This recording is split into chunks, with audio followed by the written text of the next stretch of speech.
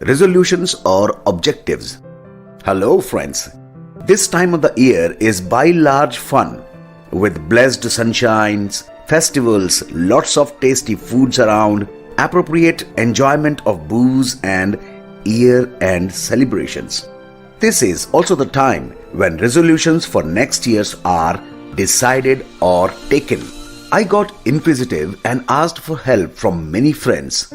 After accepting the fact that they never gave a serious thought to this, they started thinking and came out with the definitions of resolutions and objectives, along with a lot of very interesting resolutions which could be taken or could be suggested. Many friends suggested that taking New Year resolution is stupid activity as they believe in not changing their lifestyles or taking vows which could not be kept for entire year, and most of these resolutions go in ICU by the end of February. So no point thinking or making resolutions. Many find it fun activity and play along.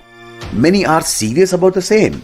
They suggested that resolutions should be smart, not motherhood statements. Smart means specific, measurable, achievable, realistic and time-bound. So followings are just suggestions from discussions. Accepting it or agreeing to it is entirely an individualistic thought. So let's enjoy this. Resolutions or objectives. Classical, established, proven resolutions. 5-kilometer walk every day. 2 outstation trips in a year with family. Participating in community gatherings. Less usage of phone. 4 liters drinking water every day. Fasting for 1 day a week. Reviving old friendship again. Donating old clothes and things.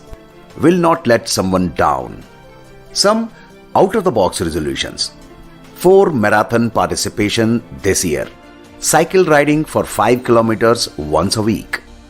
Planting a sapling on birthday of everyone in the family. 2-wheeler usage instead of car 2 days a week.